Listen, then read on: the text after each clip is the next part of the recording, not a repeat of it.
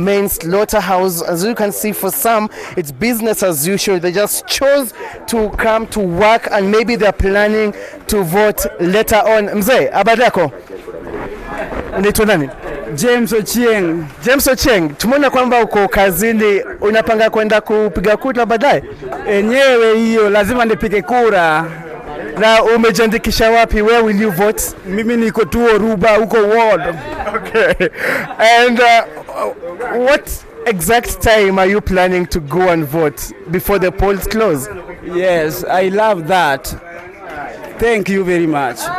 Okay. That is just one of the businessmen over here who, you know, like I told you, for some it's just business first, work first, whatever they want to do first before going to the polls. And this is the Suna West Slaughterhouse. This is where they usually get, you know, their meat, and it's usually busy, as you can see.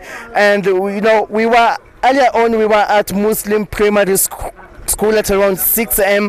when the polls open, and we managed to interact with some of the voters. And you know what they say, that this is a very serious process for them, because they're going to choose a new senator after the unfortunate demise of their former senator Ben Oluoch in June. And I'm just going to try and engage as many residents from Suna West constituency as possible. Mzee, hebu tueleze tu jina na kwanza uko na kiamsha kinywa, lakini what is your name, sir? My name is Moses Yongo. Moses, have you voted yet? Yes, I've done so. You have, and you have a mark? You have a mark. You can see. Yeah, clearly the mark is over there. Yes. Where did you vote? At Asar Primary School. What time did you go there? At 8 exactly. 8 a.m. You know, for some they're saying that anyway they're going to vote. It's like a slow turnout. They'll eventually go to the polling station. But why did you choose to go so early in the morning and then just come back and relax? Because I didn't want to have problems with the line. The line can be long, so I wanted to work it out very fast, so that I go for my own business. Thank you so much. Thank you so much. Another trader, we saw you, you know, at your shed over there. And what do you do, first of all, here at Suna West? I'm selling mandazi and tea there. My name is Lois. I want to say this. Let Migori vote in peace. We don't want quarrel. We need peace in Migori County. That's why, yes. Thank you so much. And indeed, we have seen any incident of violence or voter interruption. It has been peaceful so far since 6 a.m. here in the entire Migori County, and especially in both Suna East and Suna West, where we are right now. And it's business as usual for some traders, but for some, I've already headed to the polling stations, and it's going to be a very decisive moment. We just spoke yesterday, very late yesterday, to the county returning officer, who's Ruth Kulundu, and she indeed told us that it's all systems go, and they're expecting the results to start streaming into the county tallying center at the Migori Teachers Training College somewhere from 7 p.m. and also that they indicated that this exercise might indeed end at 2 a.m. on Tuesday, and so that is 9th. And so hopefully by 3 a.m. we should be able to get a clear winner and have the candidate who has successfully won this particular historic by-election being handed that crucial document, which is the certificate. That will happen early on Tuesday at the Migori Teachers Training College, which is the official Migori County Tallying Center. But from here in Suna West constituency, it's business as usual, but they have in mind they have to vote in order to elect their preferred and the new senator for Migori County. Olive. Thank you very much, Seth Olale there in the very colorful Suna West. We've seen people going about their day-to-day lives. We saw a gentleman there having a cup of tea and eating some chapati. Seth, of course, told us he was at a polling station earlier in the day, and there's a slaughterhouse behind him. Now, let's go to Rongo, where Bernard Ojwang is standing by. Bernard, we've seen what the mood is like in Suna West. What are people saying the experience of voting has been? Well, thank you very much, Olive. We are here at Kitere polling station, and this station was opened today very in the morning at 6 a.m. And as you know very well, Rongo constituency has 4 wards with the 97 polling stations. The total number of registered voters here is over 48,000. And what we can report as per now, we've been moving all over the constituency, and there is voters' apathy. We don't know why, but some of the locals here will be speaking to. Maybe they'll tell us why is it happening like that. Because as you compare today's and other days whereby people have been voting here, outside there, we could see a long queue, maybe of people coming to vote. And now we are just going to talk to some of the local here who have just voted.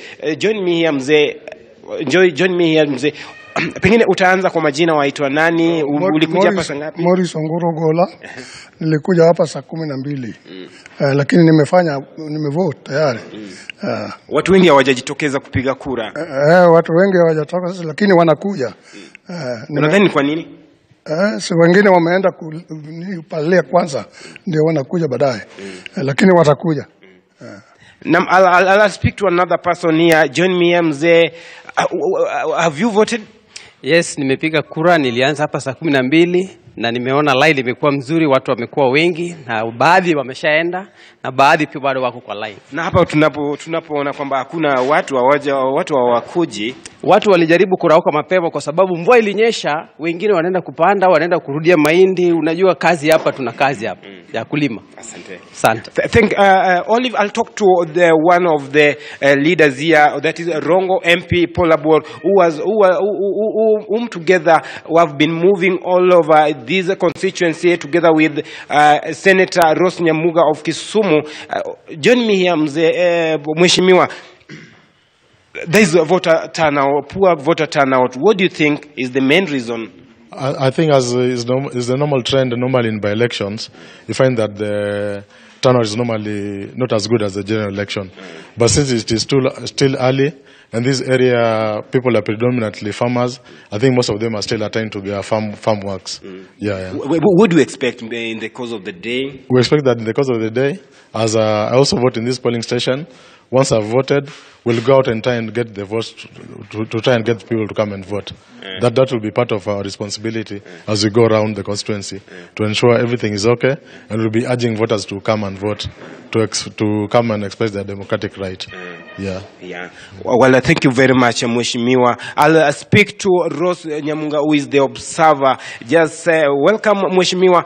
You are here in Migori County. What have you seen so far?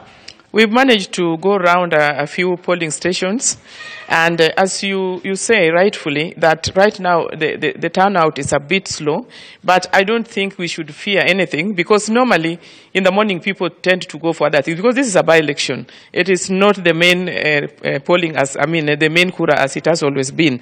If it was the main one, we would have seen so many people here. But being a by-election normally is a bit slow, but it's still too early to say anything, because we are only, I think, 9 o'clock, and we'll be here up to about 5 o'clock. So many people maybe have gone to do their normal activities, and then after that, I'm very sure that they will turn out. What are your expectations after maybe in the course of the day? Yeah, I think, some other places we've passed, they are much better than here. Here is a bit slow, but other places we have managed to go like to 4 or 5 primary schools. The turnout is a little bit better, trickling in very well. And I think by about 3 o'clock, that's when we can really judge. But I can assure you that normally by elections, it's not a general election. People don't come out in very large numbers. But I can see it is very peaceful. There's very good security, and our people are coming in and voting without any problem. Well, thank you very much. Olive, before I get back to you, I'll speak to only one voter here. Join me here, mzee. Ulifika hapa saa ngapi? Mimi nilifika hapa saa 2 saa hii. Kwa mara ya kwanza nilikuwa nimeenda kwa shamba. Kwa hivyo nimefurahia sana kuona mbunge wetu pia tumekuwa na yeye hapa kwa hivyo siku ya leo. Mimi nafikiri kura itaendelea tu vilivyo tu. Mimi kwa jina naitwa Wilfred Mbao. Na wewe umekuja kupiga kura, ni kiongozi wa aina gani umekuja kuchagua? Viongozi wetu kwa kawaida ya senator. Kiongozi wa aina gani? Kiongozi ya amani. Tunataka kiongozi ya amani mwenye analeta maendeleo. Sijasema ni nani na nani, lakini tutachagua mwenye ambaye tunampenda. Kwa siku ya leo tunajua tutagawanya ili kesho tuanze kazi pamoja. Asante sana. Well, Oliver, those were some of the locals here, the electors, and also I was speaking to Rongo Member of Parliament Paul Abora, and also Kisumu nominated Senator Kisumu Rose Nyamuga speaking there. They are saying that they are expecting a lot despite the voters' apathy since morning. Remember, we are here in Migori County all over. Seth Olale is in Migori. Seth Olale is in Hispania. He will be moving to Kuria East, Kuria West. Uko Kusa is in Migori. We'll be covering Migori, Uriri. I'm here in Rongo. I'll be moving to Wendo, where Ochila Yako is expected to vote at around 10 a.m. And remember, we'll be giving you more information, more updates as they happen, as they happen, wherever they happen. And we are telling our viewers to stay tuned on NTV. We'll be giving them more information, more updates everywhere as it happens. Back to you. Very much, Bernard. Peace seems to be the overriding theme, but a couple of questions. What is the projected voter turnout? Olive, here, what people were expecting here, they were expecting at least 3/4 of the voters at least to come vote as they were expecting. And by now, what has happened? It is not even a quarter of the votes, quarter of the voters who have turned up to at least to vote. But we are expecting come maybe in the midday they will come. You've had some of the locals here, the electors, saying that some of them have gone to their chambers at least to do their own things. But in the course of the day, they will be here. Olive. Okay, and the absence of the governor, Okoth Obado, being felt? Pardon? Is the absence of the governor, Okoth Obado, being felt? Well, people here, you know, Okoth Obado had a lot of impact here during when he was here, because many people were saying that in case he could have been when he was still around here, he was supporting one of the candidates. And by now, what people are saying that they will just vote as they wait for Okoth Obado's case to be heard come on 11th. And but so far, nothing. It doesn't have any impact. Olive. Okay, thank you very much, Bernard. We expect more updates from Bernard and Seth Olale, and now Oko Kusa, who is at the Migori Primary School. What is the mood there, Oko?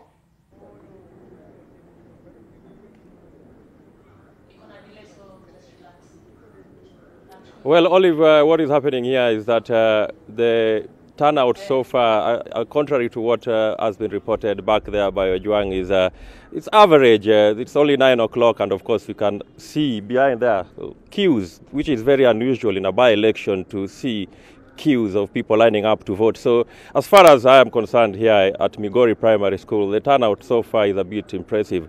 And we expect, remember this is the polling station where the Federal Party of Kenya candidate, that is Eddie Okech, is expected to cast his vote sometime at around 10:30. Remember, Eddie is considered as one of the strong contenders in this by-election.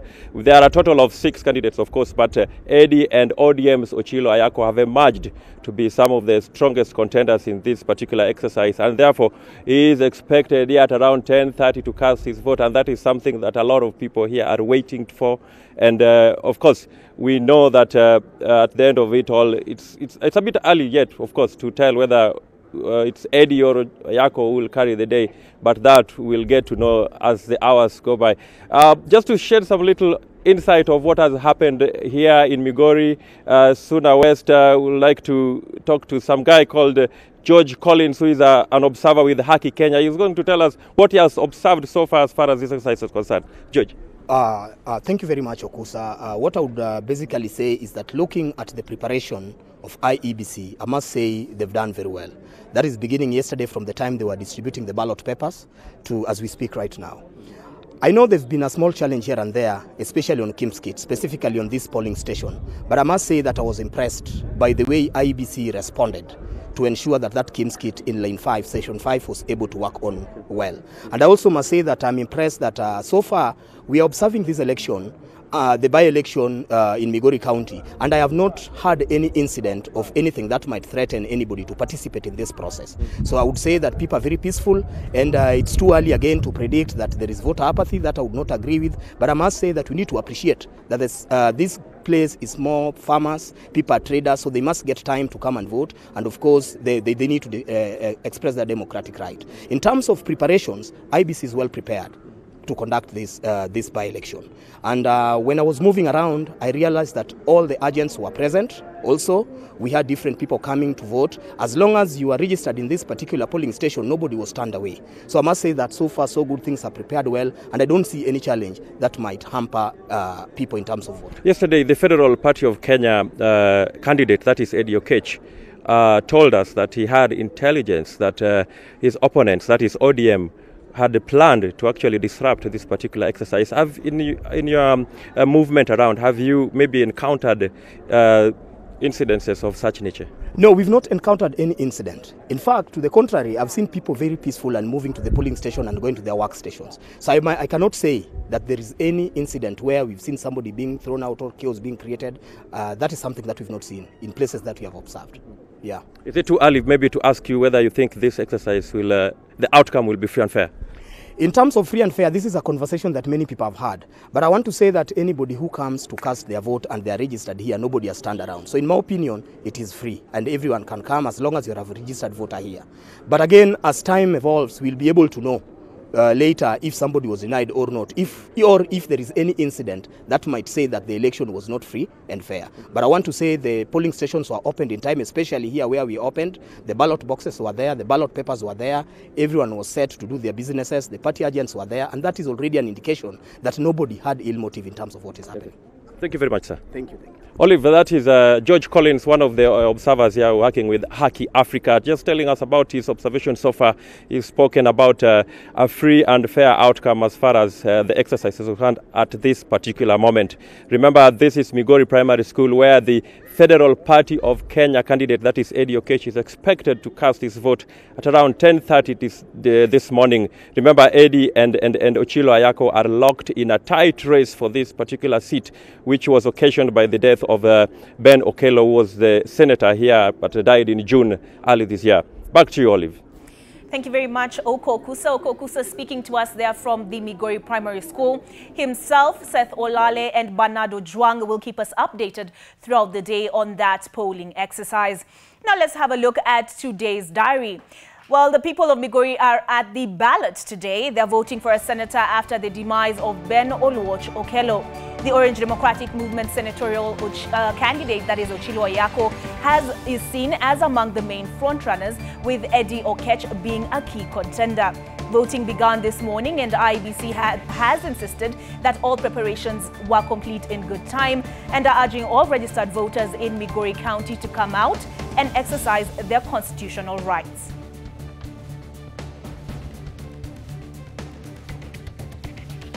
Staying with Migori affairs, the case on the murder of Sharon Otieno is back in court. Migori Governor Okoth Obado is set to be arraigned today as the murder trial proceeds.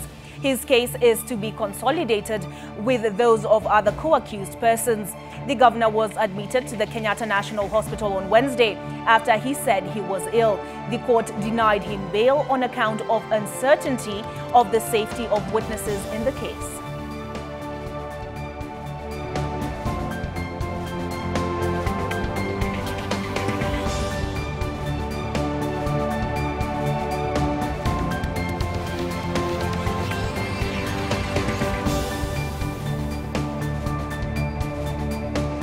And we are also keeping an eye on the clashes in Njoro, which reignited and lives were lost. A 22-year-old man was killed in cold blood in Mauche Ward in Njoro, Nakuru County, following renewed tribal clashes in the area bordering Mau Forest. The area MCA believes that the assailants were from the neighboring county of Narok. We are keeping an eye on the developments and what the government will do to contain the matter. Well, the search for Monica Kimani's murderer is still ongoing. Yesterday, the main suspect, Joseph Joey Irungu's parents spoke exclusively to NTV and even opened up on their photo album to present the side of Irungu that makes it hard for them to believe their son could be a cold-hearted murderer. They also gave the side of the story which contradicted the information being provided by police. We are looking out for any developments and revelations on the same.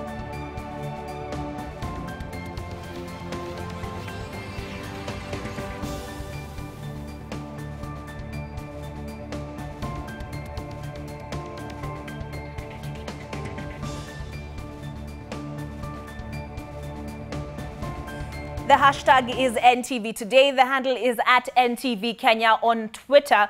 And as I mentioned, our subject today is the Sustainable Development Goals.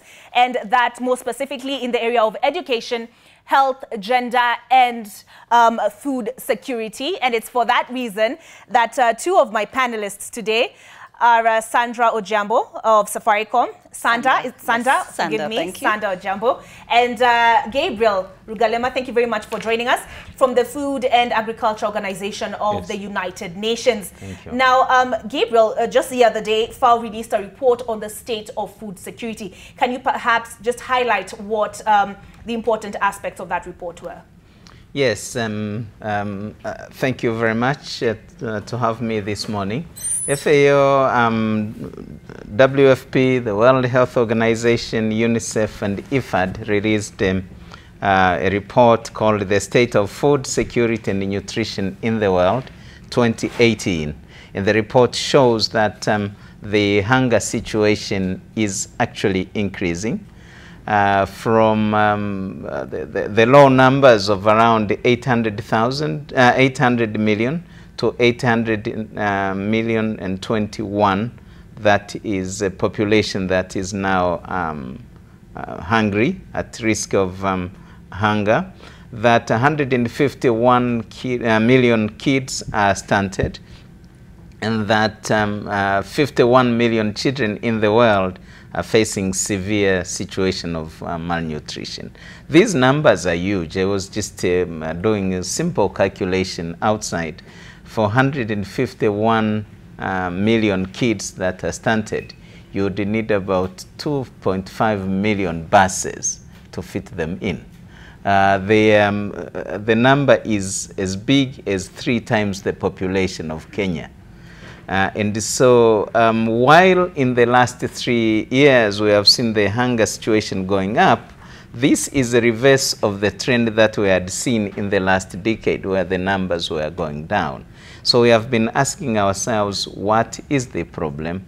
And there are a couple of things. One is the environmental extremes and variability, floods, drought, also conflict. In areas where you have conflict and then climate variability, that's where the problem is the biggest. So that is the kind of story in the report that was released the other day. The message is we have to work very, very hard if we have to achieve SDG number 2, zero hunger, because the situation isn't getting better. Unfortunately, it is getting a little bit worse. Okay, thank you very much, Gabriel. We'll delve a little bit deeper into that report. But Sandra, why is this conversation worth having? Why is it an important conversation to move forward? Right. I think one of the unique factors about the Sustainable Development Goals, in comparison to the MDGs which we had earlier, was that there's a very clear call for participation by the private sector. You know, the SDGs have stipulated that the private sector should work in harmony with the public sector, with the civil society and citizenry to really play a key role. Now, this call is really not about philanthropy. It's not about doing what we all do as corporates, which has its time and space, which is, you know, some people call it corporate social investment, giving back, CSI. It's really about how businesses can now partner with entities, you know, such as FAO, to really look at how do we deliver products and services and technology that furthers how agriculture and food security can be delivered, the same in health, the same in education. You know, and it's very much alike, you know, akin to what our president is saying about the Big Four. There's a clear call for public sector participation. So it's really time for business, we feel, to look at doing business differently and doing business that really delivers on social impact. Okay. All right, thank you very much. Now we can dig, I think, a little bit. Let's start with the area of food security. Yeah. Of course, we're expecting one other guest from the National AIDS Control Council, and that is Caroline Kinoti. So I think we'll put off the health discussion just for a few minutes till she gets here. But Gabriel, back to the report, the two issues, of course, that you highlighted that have contributed to it's a worsening situation, I believe, in the last decade. Yes. And the two areas you highlighted that have contributed to that situation is climate change and conflict. Yes. I don't know whether you followed the discussion during the UN General Assembly. Were there any commitments made towards addressing that situation? Yes, in the sense that right now this report actually was presented to the Security Council, which means that the issue of security, physical security, national security, as well as food security, is slowly becoming one and the same. If you have a nation that is not well fed, that means it's a nation that is not secure at all. So the Security Council did discuss this report, even if there was no commitment in terms of how many millions are going to be invested in. But I think by formulating the SDGs, the formulators already foresaw that there was a need for partnership. SDG 17. That we always don't talk about it, but is key to achieving everything. So as I read this report, the message is it will take the efforts of everyone, the public sector, that means the government, the UN agencies, and the private sector, such as Safaricom, where my sister Sanda comes from, and the other agencies, to put together resources. SDGs will be about investment. It's not the old things when we used to distribute food here and there to do relief, but actually to do investment, to make sure that that investment will make agriculture create jobs, generate income, and provide the food that we need. Okay. Sandra, you introduced the role of technology. Yes. In attaining these sustainable development goals. Have you been involved in any projects where food security is concerned or agriculture as far as Safaricom is concerned? Yeah, absolutely. And let me just say, because I'd like to be able to speak and appeal to the broader private sector. So in our instance, it is technology, but for any private sector, it's really your products, your services, and your innovations, and to some extent, your people. Now, you know, as far as Safaricom is concerned, for us, food security has been critical. A couple of products and services that we've developed over time in agriculture have really culminated in a platform that we call DigiFarm. Now, DigiFarm is really about, you know, using our technology to create efficiencies in the delivery of agriculture products and services, provide information to farmers on a regular basis, consolidate orders across the system so that farmers can get their inputs at a cheaper price and at the right quantity and quality, and also be able to ensure access to market. It's a platform that is very much in the process of delivery. We're actually at the pilot stage and have close to 700,000 farmers across the country already on the platform. But in essence, what DigiFarm really aims to do is, you know, eliminate some of the inefficiencies and loopholes within the agricultural system. Also work very closely with the government on issues such as farmer registration, and also allow payments to be made within the agricultural system for subsidies such as fertilizer subsidies or seed subsidies to be made by M-Pesa, because that gives you real-time accountability traceability. It gives you, the opportunity also for all of the vendors involved in the agricultural system to be able to be sure what their returns and revenues are as we go along. So for us, using our platforms and our technologies is very critical. And, what we've really focused on is the smallholder farmer, because as has been said, food security is very critical for Kenya. But a lot of our food security and a lot of our agricultural participation and potential lies in the smallholder farmer. But unfortunately for Kenya, that's where most of the inefficiencies are. That's where we find the opportunity to really be able to leverage on our technology. Okay. So a lot of these sustainable development goals sort of overlap. One of them is on the issue of gender. Are there any recommendations specific to women in the report, Gabriel? Yes and no. Yes, in the sense that we know, for example, in Africa, that women are the farmers. When you are talking about African smallholder agriculture, you are essentially talking about female farmers. They are the majority. They are the ones that produce the food that we eat, and the vegetables and everything. So by focusing on the issues that face smallholder farmers, the report essentially focuses on the problems facing women farmers. So if you look at gender in terms of men and women, you will see that women are more likely, twice likely to be affected by conflict and by climate extremes more than men. Why? Because women tend to be sedentary, in the sense that they stay in the farm, they don't migrate that much. But also, when you are talking about adaptation to climate change and mitigation, women get less services, whether it's fertilizer, whether it's extension services, whether it's access to irrigation. So by really dissecting the problems of climate resilience and conflicts, is putting a torch on the women, saying that women will bear bigger consequences than their male counterparts. Are there any specific programs to take care of the problems that women face? Again, yes and no. I'm very, very happy that in Kenya you find that there are funds that are really focused on women farmers, because that's where we need most support. Women need credit. Women need access to extension. Women need access to irrigation to make their farms a bit more productive. We are right now in partnership with the UN Women. Probably also Safaricom will join this partnership, where we are undertaking a study to look at the gender gap. What is the gender gap between the productivity of plots managed by women and those managed by men? And what if women get the same services that men get? How would agriculture productivity increase, and that would be the and what would be the economic benefit coming out of it? I think it's a very, very interesting study, and I think that it will give us some very good information on how to target women farmers, because they are important. Okay. Yeah. Sanda, Gabriel introduces that aspect of access to credit for women. How important, in your view, is microfinance to addressing the question of food security?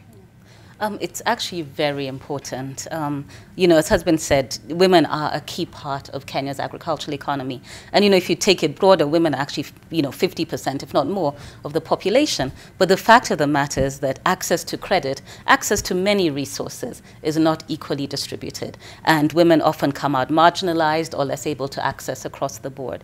So microcredit is important. Microcredit will allow a woman to be able to, first of all, make the decision between buying quality input versus buying not so quality input. I think we also have to recognize that by virtue of the role that the woman plays in the household, she distributes her pocket very differently. She may have to make choices between, is it the children's health care? Is it my family's personal food security? Is it accessing water or lighting? Versus now putting money aside to invest in her small-scale farming. So, you know, the share of wallet, I think, for women in the domestic sphere is distributed very differently. And I think that ultimately impacts what happens within food security.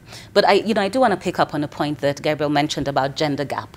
And the gender gap analysis, I think, is very useful to do across various areas. If you look at the issue of mobile, for example, a couple of studies have been done both by GSMA as well as Vodafone around the accessibility of mobile services to women. And generally, you know, globally, it's found that women have less access to mobile. And that's both in terms of the handset, in terms of access to data, etc. It means that women are fundamentally being left out of a world in which we all belong. We go online to check the weather, we use our phones to access M-Pesa or M-Shwari and all that sort of stuff, and looking for content. So I think, you know, for our industry, it's very important to look at issues such as, you know, the affordability and availability of low-cost handsets, because they may be something that we generally take for granted, but they're really a big factor to propel women forward into the digital economy, as is access to M-Pesa, as is access to other microfinance capabilities. We've also found that the provision of relevant content is very important. We go on our phones to look at, you know, whatever content we may miss. But what's important for all of us content providers, and if I talk specifically about agriculture, is are we working to provide content that is relevant for the farmer, that I can go on and find weather information, market price information, information on how to improve my agricultural yield. Those are some things that are really critical to moving generally this agenda forward, I think, for smallholder farmers and for food security as a whole. Okay. Gabriel, you're the country manager, FAO Kenya. Representative of country director. Yes, so what is the Kenya situation? Where does it fall on that spectrum of food security? Because, I mean, I look at countries like Syria and Yemen. Obviously, those are very badly affected because of the conflict. Same situation in South Sudan. But what of Kenya? Where does Kenya fall? Kenya is food insecure, but surely not to the extent of the countries that have broken down governance systems and those that are in conflict. The Kenya's vulnerability to food insecurity, I think, stems mainly from climate variability. You would remember the drought we had 2016, 2017 that exposed about 3.4 million people to extreme hunger. That is equivalent to the population of Nairobi City. And then thereafter, there were these huge floods in the Tana River Delta and the Sabaki River Delta that rendered hundreds of thousands of people homeless. They lost their farms, they lost their farm produce. I'm just back from Tana River, where we were mounting a recovery program, distributing seeds and the tools to make sure that those people can return to their farms. So that's where we are. Kenya's other vulnerability point is dependent on single staple crop called maize. When you are dependent on one crop, if anything terrible happens to that crop, disease, bad weather, whatever, you are more vulnerable. And also the other vulnerability is if you have deficit, that staple crop, you have to import that crop from somewhere. And if there are no imports, or if the prices go down, then you have problems of pricing, just like we had in 2016, 2017. So I think for Kenya to get out of the food insecurity bit that is in, we need to do the following. One is to invest in irrigation, because where we have drought problems, actually the land is very productive. With good irrigation, you can do wonders. Two, all farmers are getting old. I mean, I have traveled every corner of Kenya. Do you find that farmers are actually, men, women are old. We have to bring in the young generation into agriculture. We will have to do it differently, because they are not going to use our normal hoes. They will need technology, they will need innovation, they will need entrepreneurship to come into agriculture. And the third, we need to deal with the market. For 50 years, we focused on production, but farmers produced to a point where they don't find the market. I mean, the problem of maize right now is a market problem. I mean, we had drought, we had no maize. Then we had floods, and then good rains. Then we produced so much maize, but where to take it? So we need also to think differently in terms of how we can make the maize crop beyond the ugali, githeri, and mahindi choma into maize that produces many, many other industrial goods, just like they do in other countries. Okay. Yeah. And does that also mean we need to start learning how to grow hardier crops? I guess what our parents grew up eating, which is cassava and all that. Yeah. I mean, crop diversity, particularly at around the staple, is very important. I mean, Kenya has very good weather for many crops. Potato, which is number 2, is coming up. There is so much we can do to improve potato productivity. And that is Irish potato, but we have sweet potatoes, we have ndoma, we have wimbi, which is one of the best food crops, and others, just to increase the food basket. Because a tiny and narrow food basket makes you vulnerable to vagaries of weather and vagaries of the market. So that's where the Kenya food insecurity stems from. It's I think, probably simple to deal with, and by 2030 we can actually write home SDG number 2 and said we achieved it. So Kenya is not really very far from achieving the SDG agenda for 2030. Your optimism is welcome. Yeah. Again, the hashtag is NTV Today. The handle is NTV Kenya. Mine is at Olive Burrows. Gabriel, are you on Twitter? Yeah, I'm on Twitter. What's your at handle? Rugalema Gabriel, or at Gabriel Rugalema, I think. At Gabriel Rugalema. At Gabriel Rugalema. Yeah. And Sanda? I'm at Sanda Ojiambo. Okay, and at Sanda Ojiambo. Tweet us, let us know. Gabriel said farmers are getting old. Are you old? Are you young? Why is it, if you've got into agriculture, that you have? If you haven't, what are the challenges you've experienced that you could perhaps join the conversation and let us know what they are and how you recommend that they be resolved. Gabriel, you brought up the aspect of the market. And Sanda, Gabriel says that one of the main issues we need to address where food security is concerned, he said we have a lot of maize, at a certain season we have a lot of maize, and then we have it going bad. What opportunities, what market opportunities haven't quite been taken advantage of? Could I just step back to one point Gabriel had mentioned in terms of his four priorities, and I think he's articulated them very well. But Gabriel, I think one of the challenges we also face is early warning.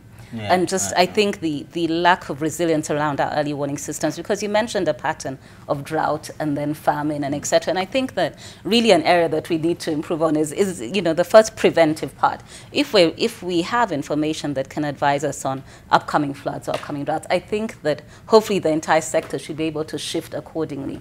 But it seems year on year we sort of get caught by surprise when there's drought and flooding and all of that. So I think for me that's one thing I'd add to your excellent suggestions about how to improve our food security. So is there a way my phone can provide an early warning system? Is there an app?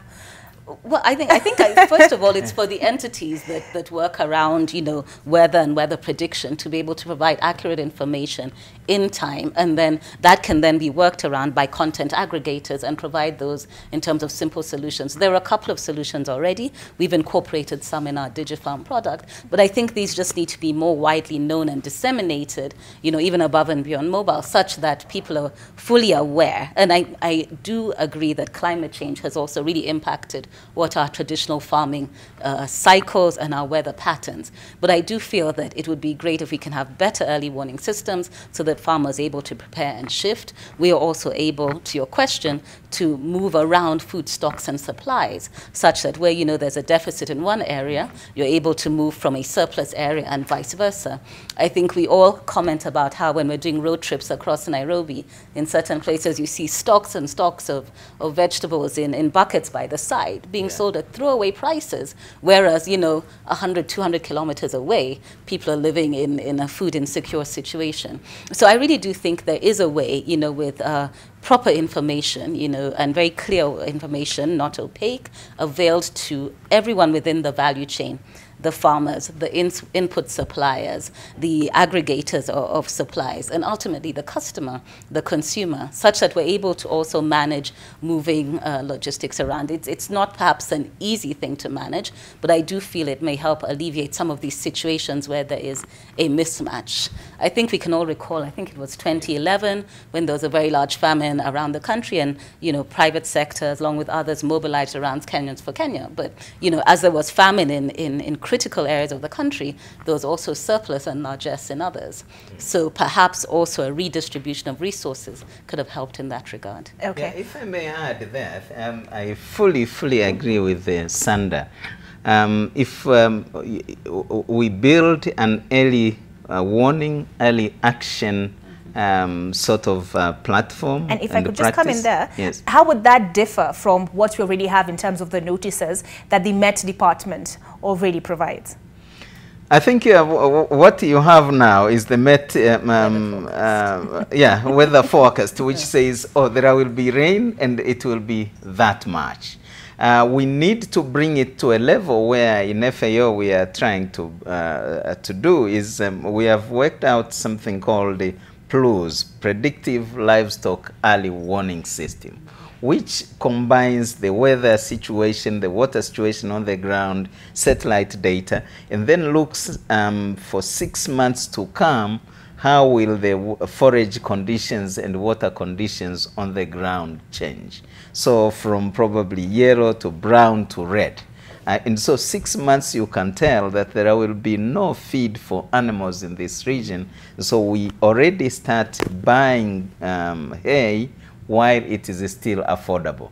I can tell you that in the height of the dry season last year, a packet, 15 kilograms of hay, the price shot up from, I think, around 100 to 150 shillings to 750 shillings. Wow.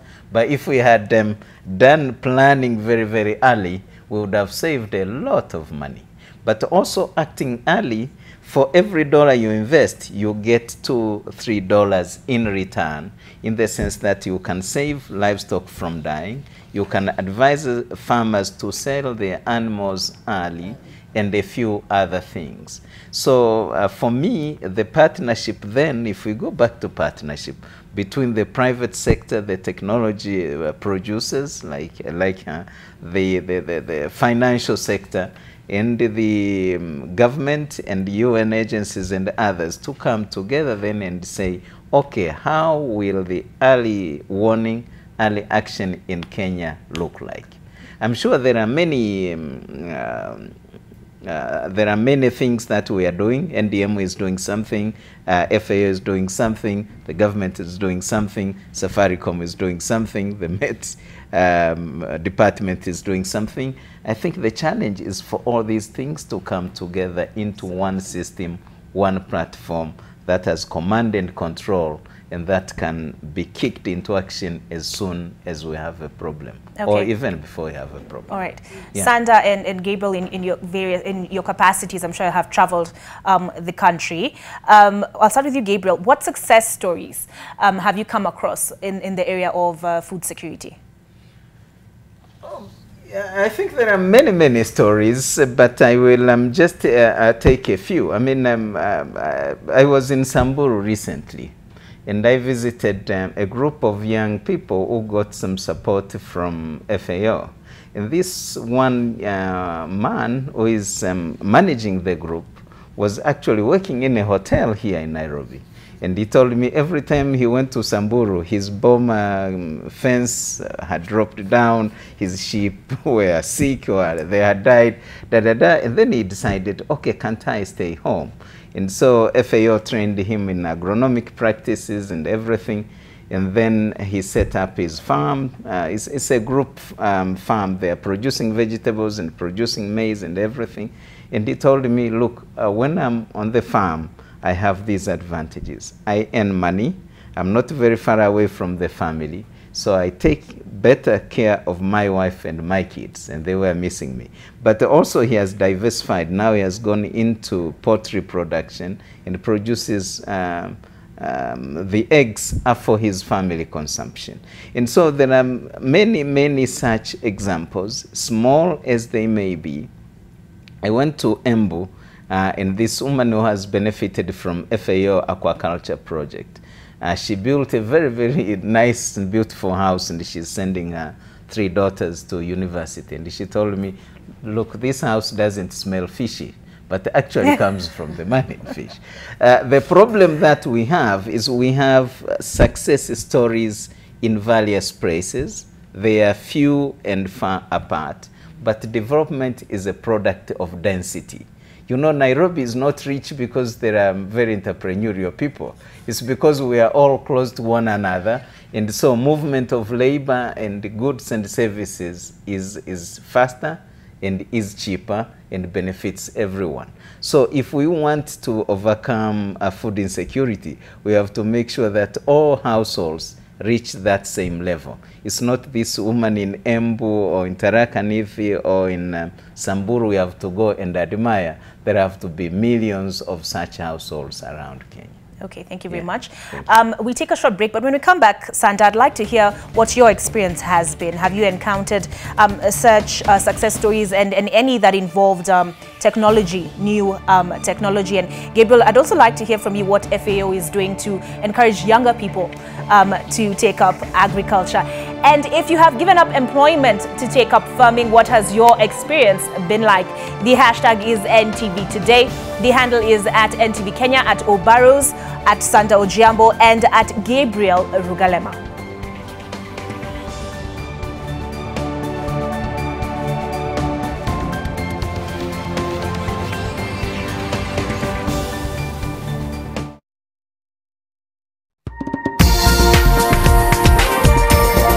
This is NTV.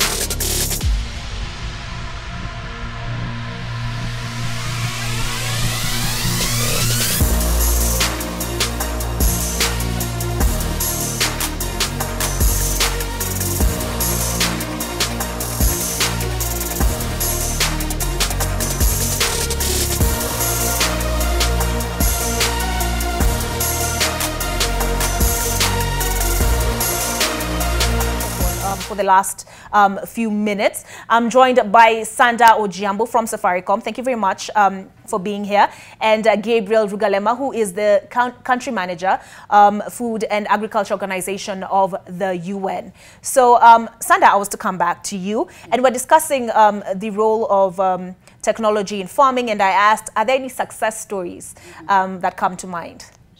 So, you know, as I mentioned earlier, at Safaricom, we have a platform called DigiFarm that we are currently piloting. And it's been amazing. In, you know, 3 or 4 so months of pilot launch, we already have 700,000 farmers that are signed onto the platform, which for us is a clear indication that actually there is need for the kind of aggregated information and services that we are providing on this. So these farmers are, for example, able to get accurate information on weather, on how to improve their livestock output and indeed their farming output.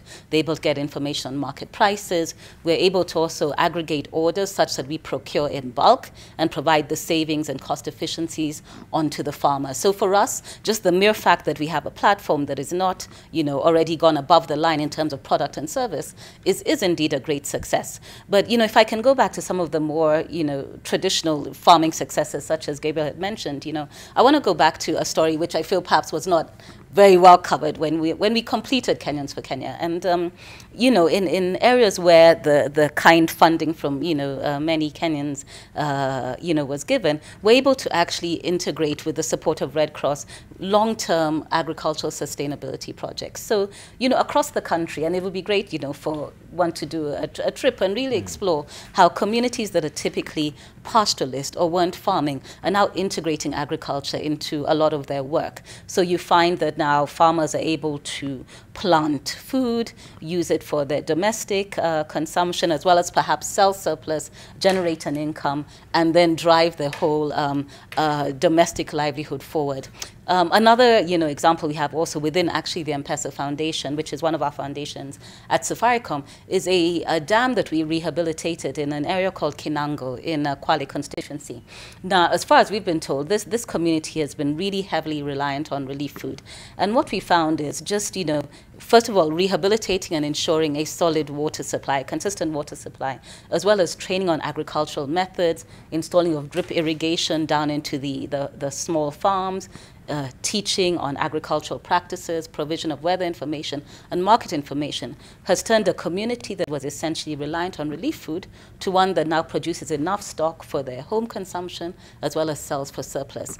About a month ago when we got a report from them, they had generated actually close to $500,000 in terms of additional income from surplus sales. So you look at this transition from relief food for over 30 years to now having a balanced diet within the home because they now have vegetables, they have fruits, etc., to also having additional income that they're now using to really set up farming groups, farmer cooperatives, and reinvesting in their land. So much as we talk about agriculture, I think there's some key things that come in. You know, water and agriculture are inseparable. Also education and agriculture and information and agriculture. And ultimately, you know, I think moving from doing agriculture purely for subsistence to agriculture that can perhaps assist in value addition and generating income, then I think completes the circle around food security. Okay. And I was sneaking looks at my phone when you were speaking because I was like, wait, I've been receiving messages from DigiFarm. I just had no idea. Oh, really? When did you sign up? I can't remember. So just are you a farmer? Do you need to tell us? On a small scale, on a very small scale. So some of the messages I received read, welcome to DigiFarm, care for your animals and crops in a modern way, get friendly loans and sell your produce. And then it says dial *283# and accept terms and conditions to start. So that's pretty interesting. Absolutely. So you said it's in the pilot stage and you have about 700,000 farmers, yes. But that information is available to all. It's not purely on smartphone, and we have information, as you can see, for yourself already value, but to 700,000 farmers and growing across the country once we scale. Okay. So, Gabriel, we have a pending question, which is how do we get more young people involved in farming and so that we find ourselves in a much better secure situation. But first, we go to the courts where Migori Governor Okoth Obado is being presented. That is after the court directed that he be remanded for further 10 days to allow police conclude the investigations.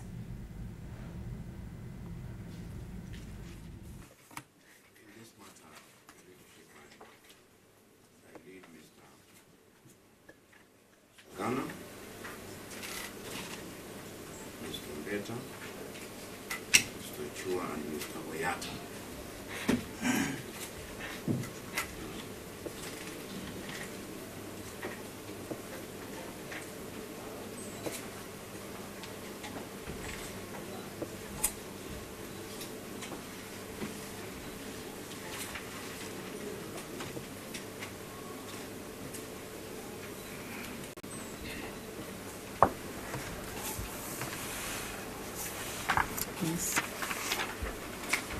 For the family. If you may please, Your Ladyship, for the family appearances remains the same. Wairimo Kamau, together with Professor Wajakoya and Honorable Kaluma, and Madam Esther Mikali. My lady, my apologies. I have forgotten Mr. Ayora. Mr. Ayora is also watching brief for the family. My lady, I'm pleasant.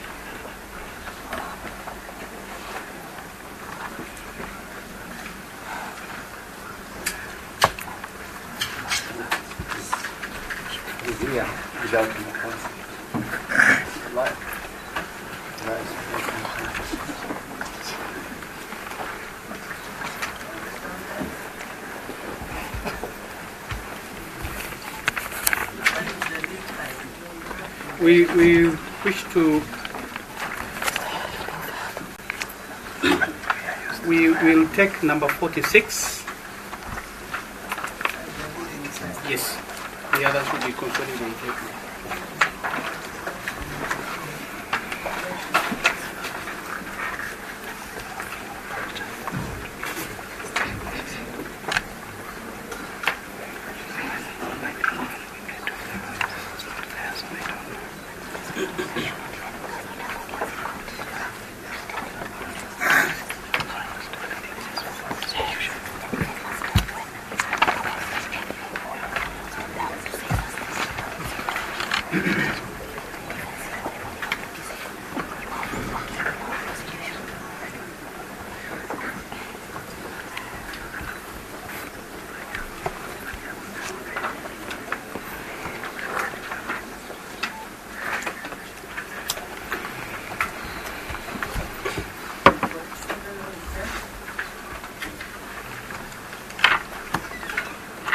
Good morning, my lady.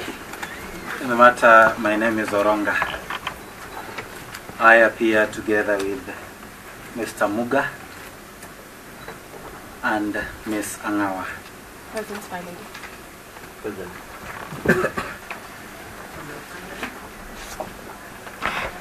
My lady, appearances remain the same. Wairimo Kamau, together with Professor Wajakoya, Honorable Kaluma, Miss Mikali, and Miss Raoya.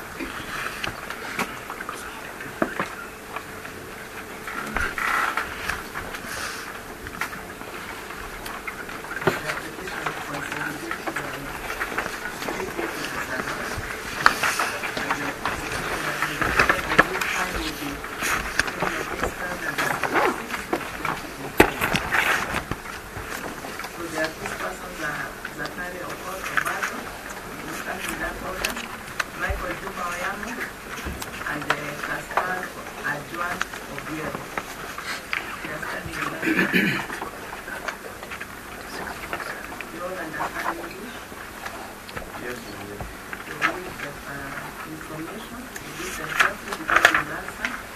are 2 counts of murder, contra section 203, already section 2 of the penal code.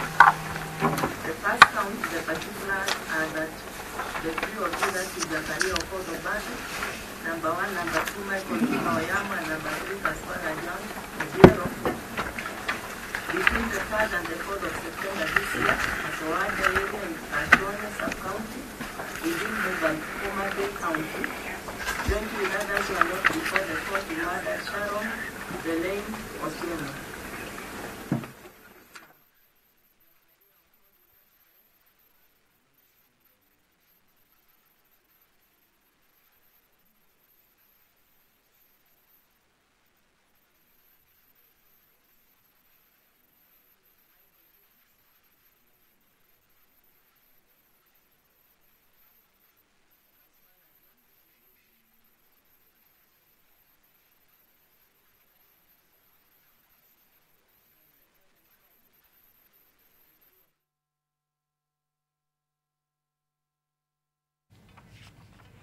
That was the Milimani Law Court where Migori Governor Okoth Obado was presented together with his personal assistant Michael Oyamo. It is expected that their cases will be consolidated. They're facing murder charges over the death of Sharon Otieno, a 27-year-old Rongo University student who was gruesomely killed and linked to the governor as his lover. The court 10 days ago directed that he be remanded to allow the police complete investigations. That is after the state opposed his application for bail on the grounds that he could pose a threat or intimidate or use his influence to inadvertently or advertently affect the witness statements. So we're having... Now we go to Migori County, where the governor hails from, and we are joined by Seth Olale, who previously was standing outside a slaughterhouse and demonstrating to us that life is going on as normal. It appears that it is important to the residents of Migori that the message of peace gets across. That was the theme, cutting across. So Seth, is that still the situation? Are things still calm? Are people still busy going about their business? Thank you so much, Olive Burrows. I'm just right in front of the Kenya-Tanzania border here in Isibania, and this is a very busy center because it is a border town, a border center actually. Isibania, very active both by day and night. This is just a cross section between these two East African countries. We are actually in Kuria West constituency at Isibania, the Kenya-Tanzania border, and this is also part of Migori County as well. Remember that the Kuria community, they're just represented in 2 constituencies, that is Kuria East and Kuria West constituency, and we're in Kuria West constituency. I'm just going to try and engage as many residents as possible, try to see if they have indeed voted, or if not, what are their plans. And right now I just want to talk to this gentleman over here. If you could just move forward. Baada yako kwa majina unaitwa nani? Kwa majina naitwa Mpendo B Joseph. Anda kushikia just tell us, have you voted already? Ndo nilikuwa naenda kupiga, lakini huu uchaguzi huu tumeuona sio kama uchaguzi wa awali, maana wapigaji kula kwa upande mwingine hawajajitokeza kwa wingi. Wingi wao ukienda kuwaambia kama wamama wanadai kwamba ni nini wamepewa, hawawezi chagua mtu ambaye mwisho wa siku hata wasaidia kitu, maana huu uchaguzi umekuwa ni wa mgawanyiko. Wanadai sisi kama wanakulia West tulikuwa tumetengwa, hasa acha wapigiane kula wao kwa wao. So vijana tu ndo tumejitokeza kwa wingi, na mimi nimejaribu kushawishi vijana wenzangu tuchague kiongozi aliye bora, sio bora kiongozi. Ndio nikiwa na wengine tumebebana hapa tukiteremka kwenda Nyamaraga Primary, ambapo ndo wengi wao tunapigia kula. Lakini uchaguzi venye unaelekea vizuri, unaelekea ni uchaguzi wa amani. Japokuwa vituo nimejaribu kuzunguka nikiangalia vijana wenzangu ambao tumekaa nao hapa Isibania, nikiwashawishi wapige, wengi wao hawajapiga. Vituo vimefunguliwa mapema, lakini watu hawajajitokeza kwa wingi kwa kupiga kula. Ndio. Thank you so much. Just one of the residents here of Kuria West constituency. Indeed, we were able to, go round some polling centers here in Kuria West constituency. But compared to where we were earlier on, both in Suna East and Suna West, I can tell you that there is quite some visible difference in terms of voter turnout.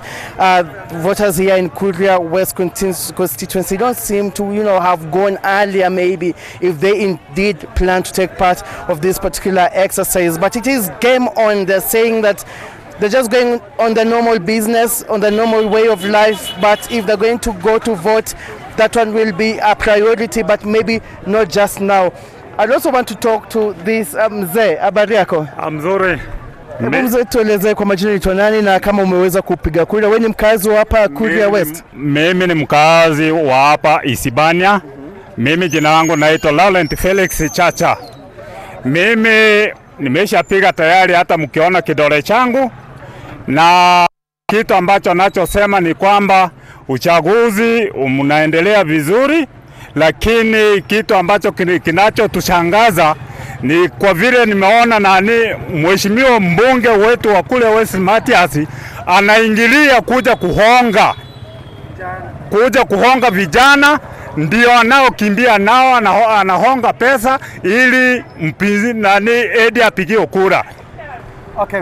Asante sana. Tutataja majina kwa sasa. No mentioning of names at this particular time, but it is in Kuria West constituency, part of Migori County, where the historic senatorial by-election is underway, but turnout is quite low compared to the two constituencies we were earlier, that is likes of Suna East, the likes of Suna West and Uriri as well. But here is Isibania town, and like I told you, it is a border town, and Tanzania is just less than actually 30 meters just behind me, and this is a border crossing, and residents here tell me that they have no issue, they have no actually limitation going on the other side temporarily on coming back inside. But still in Migori County, even as we keep updates and tell viewers of what is happening even as they happen, we are going now to take you over to my colleague Bernard Ojwang, because Bernard Ojwang is also in this particular county.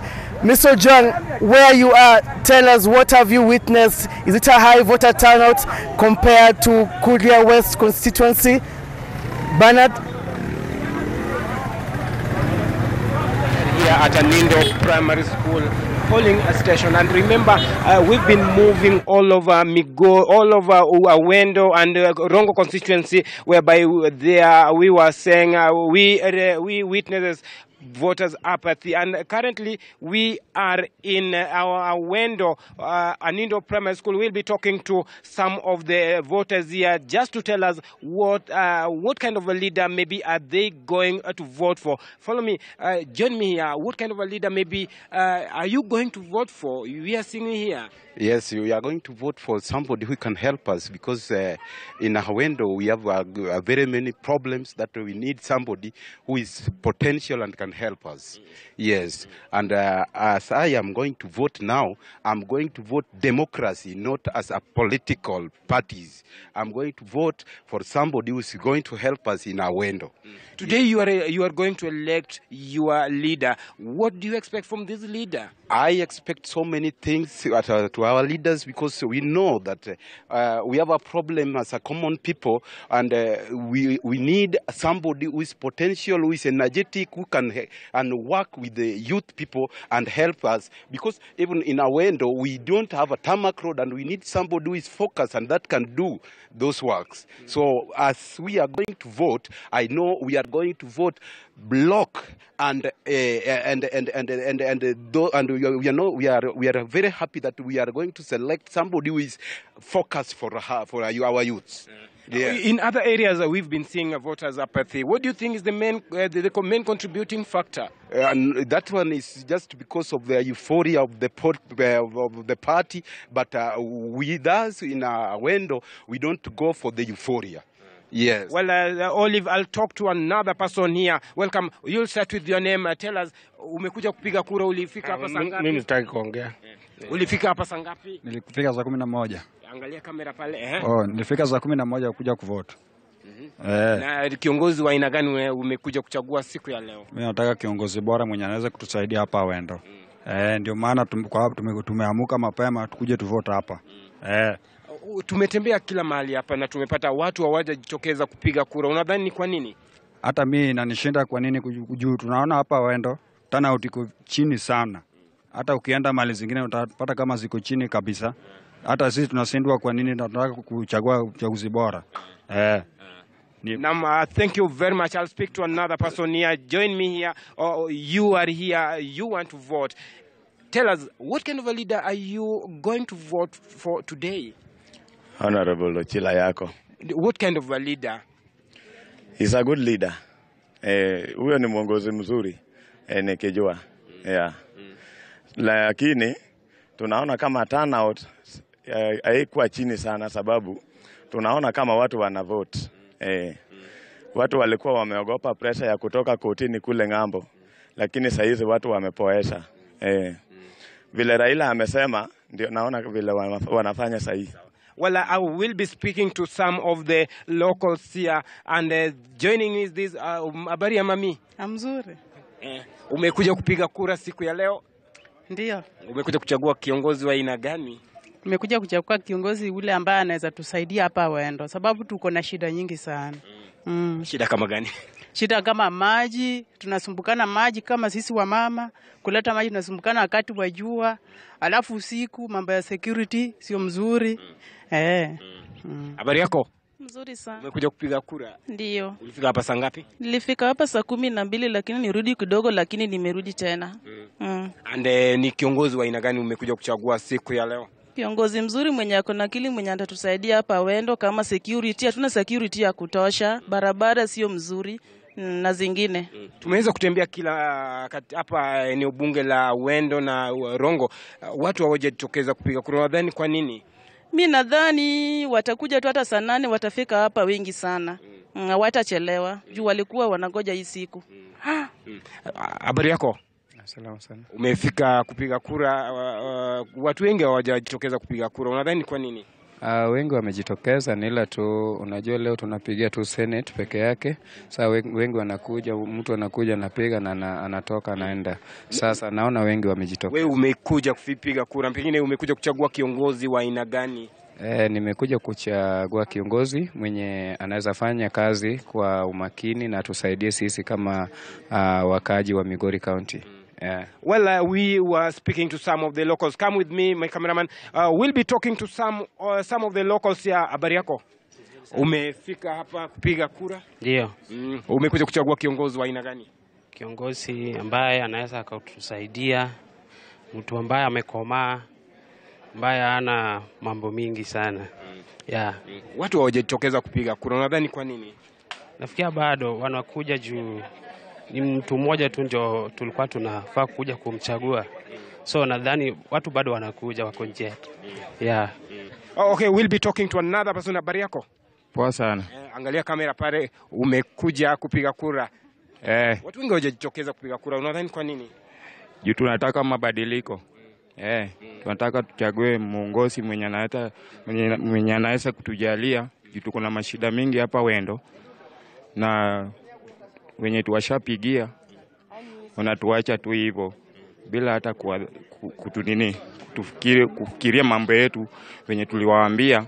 Sasa shida yetu, tuko na shida bado juu wakati tuliwapigia walituahidi vitu zingine watakuja kutufanyia, hatujaona hadi leo. Sasa sisi pia tumejiondoa. Mwenye tutamchagua, mwenye amechaguliwa, mwenye amepigiwa kura, akifika pale asisahau na watu wa Wendo. Well, I thank you very much, Olive. We were speaking there to some of Wendo residents. They are saying that they have come here to elect their senator, a senator that will unite all leaders here in Migori County. You understand that Migori County, since last general election, leaders here, they have not been in good terms. The governor operating on his own, women rep operating on his own. MPs are also operating on their own. And today, these electors are saying that they are here to elect that kind of a leader that will bring change, that will unite Migori County residents, that will unite Migori County leaders also, and also who will fight for devolution. Back to you, Olive. Bernard Ojwang there in Wendo, speaking to constituents who are preparing to vote. Earlier we heard from Florence Mutua, who was in the company of Ochilo Ayako, who is one of the frontrunners. And we also heard from Seth Olale, who is in Isbania. Well, we'll provide you wall-to-wall coverage on that Migori senatorial by-election. But our topic of the day is the Sustainable Development Goals. And I wanted to look at some of your thoughts and your contributions to that discussion. First, let's hear from Kipkirui Jose, who says, I think Sanda will be happy to hear this, and that is DigiFarm is a great platform. I'm glad I registered over 500 members to DigiFarm during the first phase in Bomet region. Definitely positive feedback for Safaricom there. Let's look at another response here, and that one is from Joshua M. Kaka, who says, I love the discussion. Young and newly into farming in Kwale. So we seem to have a few young people there, Gabriel. And he says, I don't know whether you've talked about it. Are there any organizations that work with farmers by offering funding for expansion, with some agreement, of course, to offering extension services? Extension services, of course, very critical to productive farming. Then we have Valentine Washu Kamau, who says food and nutrition security still has a long way to go in Kenya. Public-private partnerships will have a huge impact. Undernutrition in kids under 5 especially. Micronutrient deficiencies are of alarming concern. And the hashtag there she puts is NTV Kenya. Don't forget NTV Kenya. The handle is at NTV. Yes, the handle is at NTV Kenya and the hashtag is NTV Today. You can also tweet me on at @Burrows or at Rugalema Gabriel, at FAO Kenya or at Sanda Ojiambo. And another response here is from a gentleman who calls himself Machako's finest. And he says, have you heard of, I think it's a Reja irrigation scheme in Mandera? This scheme is responsible for the production of the wonder crop, and that is Simsim. Is it a wonder crop? Interesting. The scheme relies on seasonal river Dawa, that flows from the neighboring Ethiopia. We'll ask Gabriel if he has indeed heard of that scheme, which grows what he describes as the wonder crop, and that is Simsim. Now, we're discussing the Sustainable Development Goals, and I would like to transition to the area of education, which is one of the SDGs. I seem to have lost that slide, but I'll get back to it. And Sanda and Gabriel, how important, I think I'll start with you, Gabriel, is how important is food security to education? Yeah, I think if you look at food security and education, it's like a coin. It has two faces and they're all intertwined. Food security enhances education, and education enhances or has the potential to enhance food security. So if you look at food security and education, you see that food security is very, very important for health. I mean, if you are not well fed, you are not in good health, and so you can't learn. You have many research studies that indicates food and education are actually interrelated. Those kids that are well fed actually perform very, very well. But also in Africa, throughout Africa, we have studies that show that availability of food through school feeding and such other arrangements actually improves school attendance by even 100–200%. I mean, why would I go to school if that meant starvation for a day? And so that is one. But I think, as I said, you have to link education, health, and food security to see that impact. But as I said, if you are well fed, you are likely to perform well in school, and so you are likely to have good educational achievements. That is one side of the relationship. The other side is that education can and should improve agriculture and food security. Why? Because, I mean, for millions of years in Africa, we have practiced agriculture mainly based on what we know from our grandparents, great-grandparents.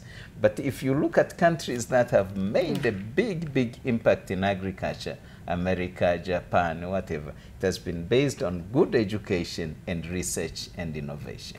And you can't do research and innovation if your education is just class 4, class 5, class 6. It needs very well educated guys. So what I suggest is that we need, if we have to overcome food insecurity in Kenya and the rest of Africa, we have to integrate agriculture into the education system right from the early childhood education. I mean, my kids went to school in Holland. That was many years ago when I was teaching there. But they start by learning about mushrooms, how do they grow plants and stuff like that, even before they start writing.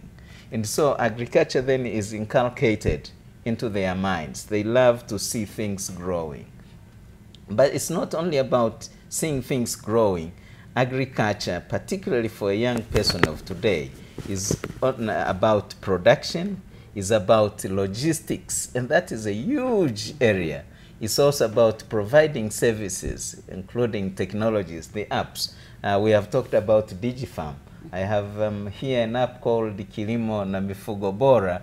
It has about 600 modules, from how do you farm mushrooms, to how do the crickets, to fish, to everything. We need also young people to come in at the marketing stage. Also, their apps become very important, connecting farmers to the markets. So if you look at the agriculture value chain, it's immense. It has big multiplier effect. And even if you don't want to till the land and become dirty as a young man, there is a huge field for every young man to play a part. Okay. Yeah. Sanda, still staying with education, we have the M-Pesa Academy.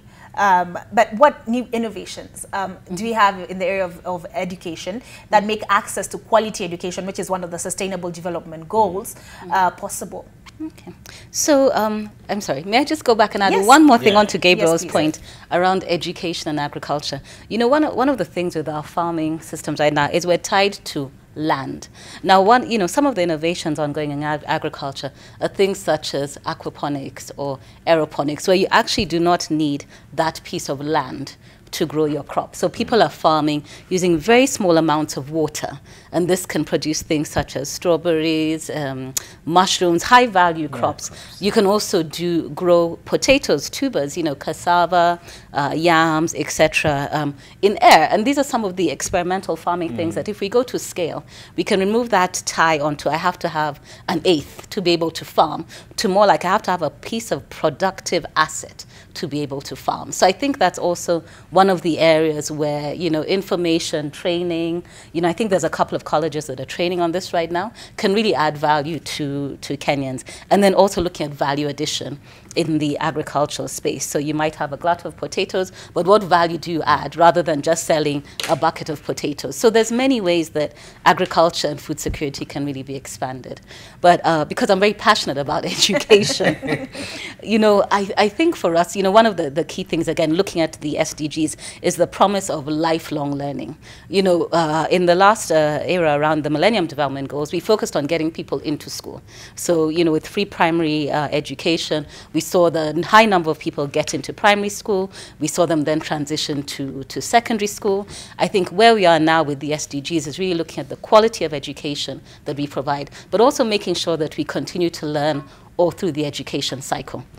So what does that mean? I think two things, really. First is the use of technology in that learning. How can we reach more people further and faster? Our Cabinet Secretary talks very extensively, for example, around the TVET sector and how we really need to look at workforce-ready training and how we can really upgrade those practical skills that get you a job right away, whereas others may then pursue university education. What are some of those practical skills? We talk about this quite a lot. How do we use technology to train plumbers who are really up to date with what is going on in the market, using new technologies, using new advances in their fields, so that we can actually have proper plumbers. I think we all know the day that your sink floods at home, you really do need a proper plumber, not some guy who's going to tinker with your, your equipment at home. But the key thing is, how are we training them? I think on things like that, using technology platforms, learning platforms, digital learning can really help enhance how we take technology forward. I think that that's really critical. But at a very fundamental level, one of the products that we've also launched at Safaricom is called Shupavu 291. You access it by dialing *291#. What does that product do? It provides affordable revision platforms for people who can't actually access. And that's actually textbooks. timely with the exams right around with the the corner. exams coming up, yes. So you can get revision material, you can speak to a tutor, you can, get information that really helps you succeed in your exams. Very affordable. It's 10 shillings per week, so much less than the cost of a textbook, and really aimed at providing access to information for low-income or vulnerable students who aren't able to access it. But technology really, I think, helps people get further, get information much easier, and enhance the quality of learning as a whole. Okay. Let me add a few things to what Sandra has said. I think when you talk about agriculture and food security, what people see and feel and perceive is this drudgery in the farm. But I think we have to demystify agriculture from the occupation that you do because you have no choice elsewhere to an occupation of choice, which has very, very wide areas in which one can engage. Talking about then linking it to education, I just heard that the enrollment of university students in agriculture-oriented programs is declining in Kenya, but probably also elsewhere in Africa.